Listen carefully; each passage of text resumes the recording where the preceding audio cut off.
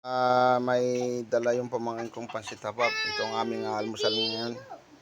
Habang ayan, ang katerno niya, suka. Ayan. Nagluto na ako ng madalian. Tapos ito pa oh. Pinadala sa akin ng utol ko. Medyo hindi pa sagad ang pagkatuyo. Pero ito na yung ano, lalaki oh. Tapos ito pa oh. Tapos dito yung meron pang ano. Bukod din ito sa flying fish, may malalaki pa hindi sa ilalim. Yun. Tapos syempre, yung niluto ko na. Bukod dyan, meron pa. Bibilad ko pa. Dahil bali, dalawang balot yan eh. Bibilad ko yung tira. Nang para hindi amagin. Tapos itong tira mga kaibigan. Binibilad natin.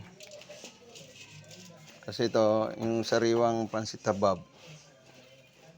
Pag hindi may binilad dyan, aamagin. Medyo mahirapan pa tayo magluto kasi hugasan pa.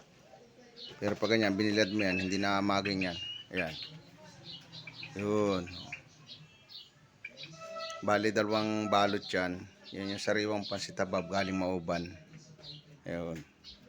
As yun. Tapos na akong mag-prepare. Ako naman nakakain. Nakakain ng lahat ng kasama ko.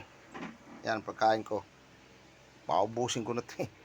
Tapos siyempre meron tayong suka na binabadsa kung ano-ano. Ayan, nandito na oh. Yun.